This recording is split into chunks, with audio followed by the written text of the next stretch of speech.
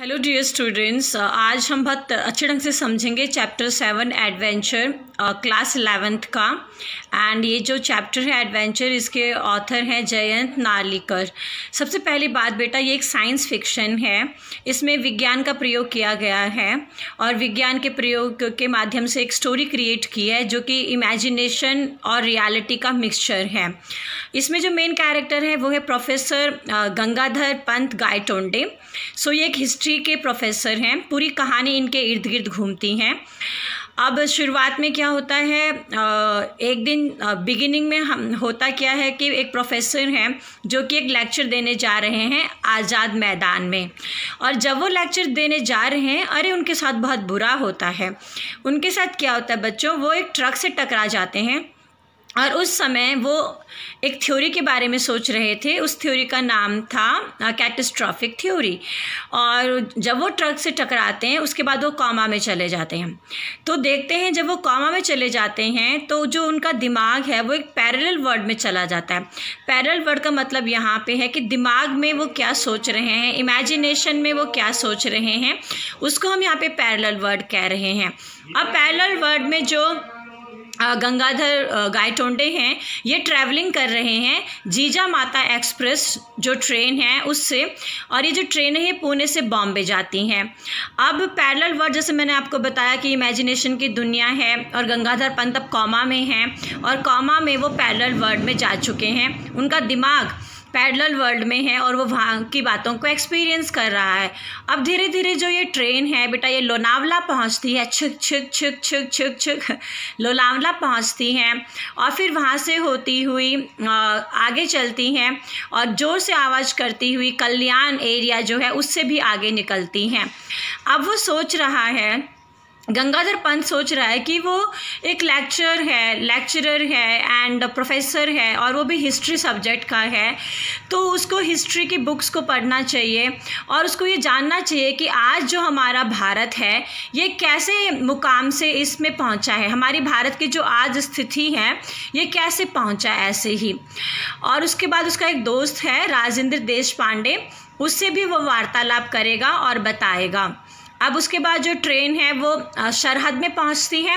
सरहद एक ऐसी जगह है जहां से ब्रिटिश राज स्टार्ट हो रहा है। बेटे मैं बात कर रही हूँ पैरेलल वर्ल्ड की। अभी कॉमा में हैं गंगाधर पंत और वो दिमाग में ये सोच रहे हैं, इस वर्ल्ड की अनुभूति कर रहे हैं। और ट्रेन में उनको मिलते हैं खान साहब। ट्रेन में उनको खान साहब मिलते हैं। अरे वेरी गुड, ट्रेन में खान साहब मिल गए। अब खान साहब ने बोला, गंगाधर जी मुझे लगता है कि आप पहली बार इस ट्रेन में सफ़र कर रहे हो। तो गंगाधर पंत ने बोला, बिल्कुल मैं तो पहली बार सफ़र कर रहा हूँ। अब आप बताओ ये जो ट्रेन है ये पेशावर कब तक पहुँचेगी।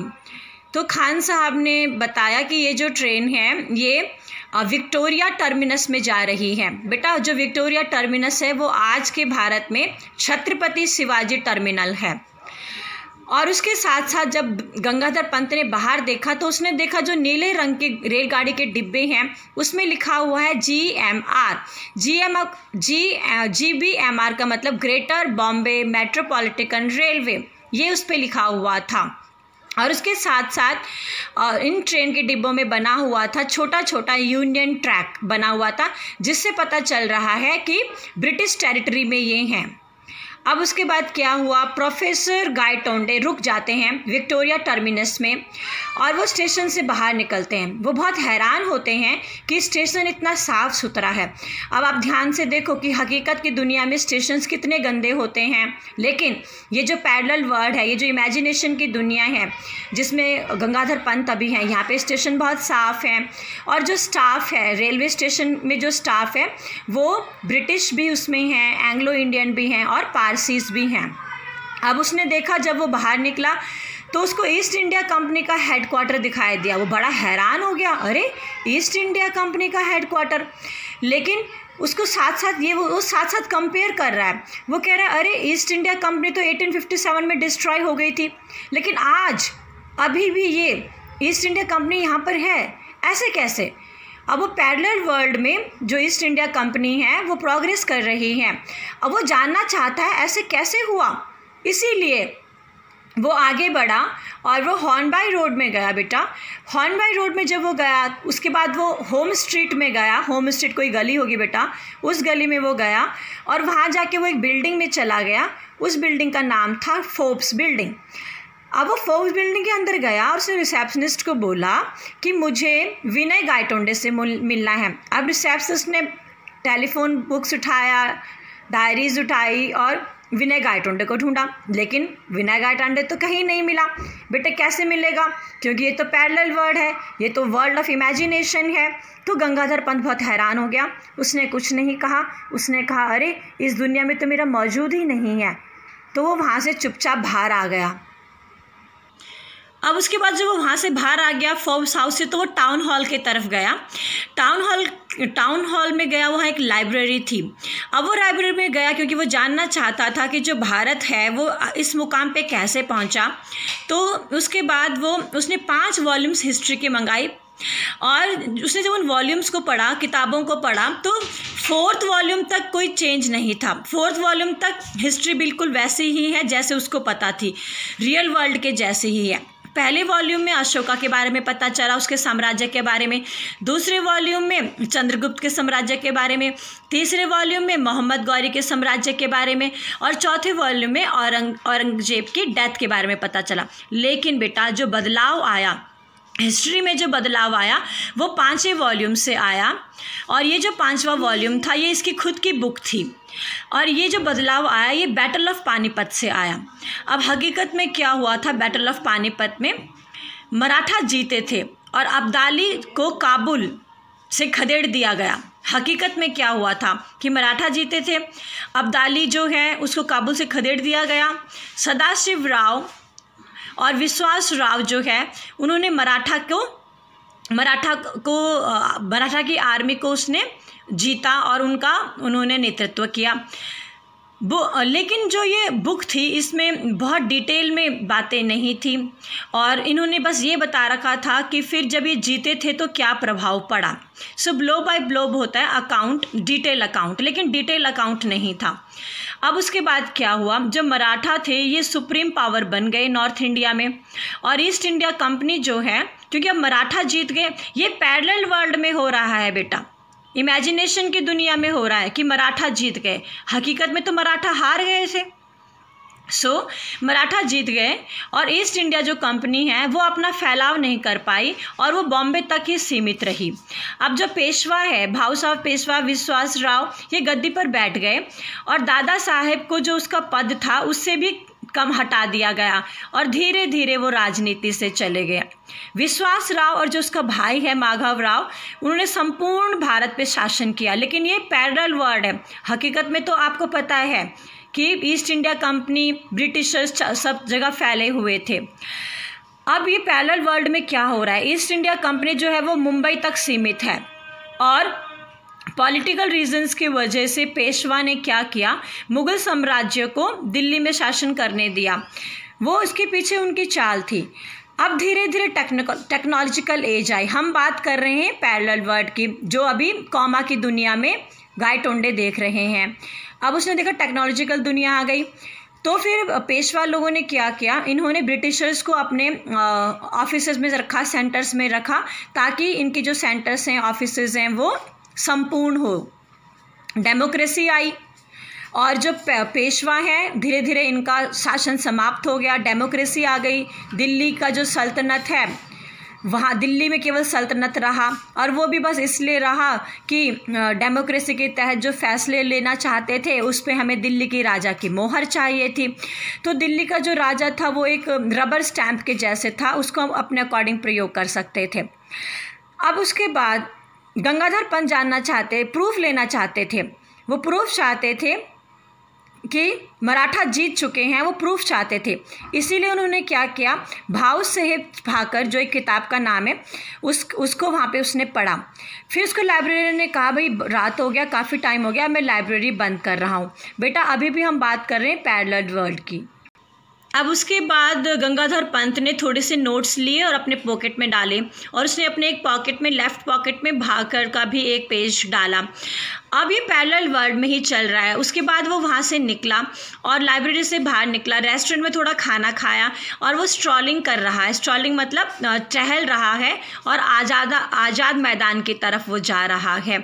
जब वो आज़ाद मैदान की तरफ गया तो उसने देखा वहाँ पे तो बहुत सारी भीड़ है और लोग आ रहे हैं जा रहे हैं, लेकिन मंच पे जो मुख्यमंत्री जो चेयरपर्सन होता है उसकी सीट खाली है, लोग चिल्ला रहे हैं। तो जो प्रोफेसर गायटोंडे हैं वो अपने भावनाओं को एक्सप्रेस करने के लिए, भाषण देने के लिए वो स्टेज पे चढ़ गए।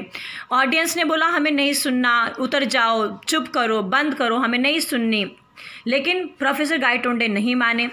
तो ऑडियंस मंच पे गई और उनको खींचकर नीचे ले आई। अब जब ये उसके दिमाग में चल रहा है, ऑडियंस चिल्ला रहे हैं, उस पर टमाटर मार रहे हैं, अंडे मार रहे हैं, तो गंगाधर पंत फिर उस समय वो कॉमा की दुनिया से बाहर निकलता है और रियल वर्ल्ड में पहुंचता है। तो अब यहाँ से हमारा रियल वर्ल्ड स्टार्ट होता है। अब जब गंगाधर पंत 2 दिन बाद कॉमा की दुनिया से बाहर निकले तो वो राजेंद्र प्रसाद के पास आए और उन्होंने राजेंद्र प्रसाद को सब बातें सुना दी कि इस प्रकार मेरे साथ हुआ है। राजेंद्र प्रसाद ने बहुत सारे क्वेश्चंस उनसे पूछे और फिर उसने पूछा कि तुम जब जा रहे थे, हकीकत में जब तुम आज़ाद मैदान में कैटास्ट्रोफिक थ्योरी के ऊपर जा रहे थे अपना स्पीच देने, तो तुम क्या सोच रहे थे? तो फिर गंगाधर पंत ने बोला हाँ, मैं तो कैटास्ट्रोफिक थ्योरी के बारे में सोच रहा था और मैं ये भी सोच रहा था, मैंने कुछ नोट्स भी रखे हुए थे और ये नोट्स भी देखो मेरे पास, ये जो मैंने टाउन हॉल लाइब्रेरी से लाया। तो राजेंद्र ने उस नोट्स को पढ़ा और उस नोट्स में लिखा था कि विश्वास राव को जो है वो गोली लगी है। अब राजेंद्र प्रसाद जो है वो कोशिश कर रहा है गंगाधर पंत को, गायटोंडे को समझाने की कि क्या उसके साथ हुआ होगा। वो कहता है गंगाधर पंत को कि आप मानो या ना मानो, लेकिन मैं अब आपको दो तीन बातें बताऊंगा जिसकी वजह से आपका ट्रांजिशन हुआ है। ट्रांजिशन का मतलब कि हकीकत की दुनिया में वो फिजिकली उनका शरीर था, लेकिन जो उनका दिमाग था वो पास्ट में जा चुका है और पास्ट की दुनिया की अनुभूति कर रहा है। राजेंद्र ने कहा मैं ऑल ईयर्स हूँ, मतलब मैं अटेंटिव हूँ, तुम कहते रहो। फिर राजेंद्र देशपांडे जो कि एक साइंटिस्ट हैं, उन्होंने कहा कि तुमने कैटास्ट्रोफिक थ्योरी के बारे में सुना है और ये बैटल ऑफ पानीपत के बारे में सुना है। ये इसमें क्या हुआ था, हकीकत में जो पेशवा थे, अब्दाली थे, ये पेशवा और अब्दाली दोनों ही पावरफुल थे, लेकिन जब विश्वास राव की चोट लगी तो उसके अंकल भाऊ साहब वहाँ से निकले और वो मिली की तरफ चले गए, लेकिन उसके बाद वो नज़र नहीं आए। तो इससे क्या हुआ, जो पेशवा थे उनके मनोबल कमज़ोर हो गया और वो हार गए। तो गायटोंडे कहते हैं ये तो उसको पता है, आगे बताओ, मैं बहुत ध्यान से सुन रहा हूँ। उसके बाद राजेंद्र प्रसाद ने बोला कि एक हमारा lack of determinism in quantum theory होता है, इससे भी आपको पता चलेगा कि आपके साथ ऐसे क्या हुआ। उसने कहा यह बताना बहुत हकीकत की बात है और हैरानी की बात है कि हम इलेक्ट्रॉन्स का बिहेवियर को हम नहीं समझ सकते कि इलेक्ट्रॉन्स का बिहेवियर क्या होगा। इलेक्ट्रॉन यहाँ भी हो सकता है, वहाँ भी हो सकता है, कहीं भी हो सकता है, लेकिन एक समय में इलेक्ट्रॉन एक ही जगह में जाएगा, अलग अलग स्टेट्स में नहीं जा सकता। अगर हम स्टेट 1 की बात करें तो इलेक्ट्रॉन की स्पीड बहुत हायर होती है, स्टेट 2 की बात करें तो इलेक्ट्रॉन की स्पीड बहुत लोअर होती है। लेकिन ये जो इलेक्ट्रॉन्स हैं ये इस लेवल्स में जंप करते रहते हैं, कभी हायर टू लोअर, कभी लोअर टू हायर। तो ये हमारे आसपास जो जगत है इसमें होता रहता है माइक्रोस्कोपिक लेवल पे, सूक्ष्म तरीके से। तो राजेंद्र प्रसाद ने कहा कि अगर ये इलेक्ट्रॉन्स मैक्रोस्कोपिक लेवल में ट्रांसफ़र करें तो क्या होगा, मतलब ज़्यादा ये ट्रांसफ़र करेंगे एक लेवल से दूसरे लेवल तो क्या होगा। तो राजेंद्र प्रसाद ने बोला तो फिर क्या होगा जो तुम्हारे साथ हुआ है। फिर जो इंसान होता है वो प्रेजेंट की दुनिया में रहता है और जो उसका दिमाग होता है वो दूसरी दुनिया को एब्जॉर्व करता है, ऑब्जर्व करता है, एक्सपीरियंस करता है, उसकी अनुभूति लेता है। तो इस प्रकार राजेंद्र प्रसाद ने बताया गायटोंडे को कि तुमने भी ट्रांजिशन किया है, तुम भी दूसरे वर्ल्ड में पहुंच चुके थे और तुमने भी उस वर्ल्ड को विटनेस किया, उसको एक्सपीरियंस किया, लेकिन हकीकत में ना तो तुम पास्ट में गए और ना तुम फ्यूचर में गए, तुम तो प्रेजेंट में यहीं थे। लेकिन जो तुम्हारा दिमाग है, इस दिमाग में जो न्यूरॉन्स हैं, उन न्यूरॉन्स की वजह से तुमने डिफरेंट वर्ल्ड को एक्सपीरियंस किया ये जो हमारी थ्योरी है lack of determinism in quantum theory या कैटास्ट्रोफिक थ्योरी, इनके वजह से। अब गंगाधर पंत गायटोंडे कहता है अरे मैंने ऐसे क्यों किया, मेरे साथ ऐसा क्यों हुआ, मेरे साथ ही ऐसा क्यों हुआ कि मैंने पास्ट की भारत को महसूस किया, देखा। तो राजेंद्र प्रसाद हंसने लगा और ज़ोर ज़ोर से कहने लगा, मेरे भाई प्रोफेसर गंगाधर पंत, मेरे भाई क्या बताऊं, साइंस तो मिस्ट्री से भरा हुआ है, साइंस तो रहस्य से भरी हुई है और काफ़ी सारे सवालों के जवाब विज्ञान के पास भी नहीं है, वैज्ञानिकों के पास भी नहीं है। चलो फिर भी मैं तुम्हें समझाने की कोशिश करता हूँ कि जब तुम आज़ाद मैदान में अपनी स्पीच देने जा रहे थे उस समय तुम कैटास्ट्रोफिक थ्योरी के बारे में सोच रहे थे और शायद तुम ये भी सोच रहे थे कि अगर ये ना जीतते, अगर ब्रिटिशर्स ना जीतते, अगर पेशवा हारते नहीं तो क्या होता। और उसी समय जो तुम्हारे न्यूरॉन्स हैं, जो तुम्हारा दिमाग है, ये सब कुछ सोच रहा था और उसी समय तुम्हारा ट्रक से टक्कर हो गया। तो तुम्हारे न्यूरॉन्स ने ट्रिगर किया और वो तुम्हें दूसरे वर्ल्ड में ले गए और उस इमेजिनेशन की दुनिया में तुमने उन चीज़ों को एक्सपीरियंस किया। प्रोफेसर विनय गंगाधर पंत गायटोंडे ने कहा, अरे तुम बिल्कुल सही कह रहे हो। जब मैं आज़ाद मैदान जा रहा था तो मैं बैटल ऑफ पानीपत के बारे में ही सोच रहा था। मैं यही सोच रहा था कि अगर हकीकत में ऐसा ना होता और मराठा जीत जाते तो हमारा भारत कैसे होता, ब्रिटिशर्स हार जाते तो हमारा भारत कैसे होता, तो हमारा भारत का ब्रिटिशर्स का गुलाम नहीं बनता, तो हमारा भारत अमीर रहता, तो हमारा भारत, हमारे भारतीयों में सेल्फ रिस्पेक्ट रहती। तो इस प्रकार जब मैं जा रहा था आज़ाद मैदान तो मैं इस प्रकार सोच रहा था। तो फिर राजेंद्र प्रसाद ने कहा, यही तुम्हारे सवाल का जवाब है, जो तुम उस समय सोच रहे थे वही तुम 2 दिन तक तुम कॉमा की स्टेज में रहे।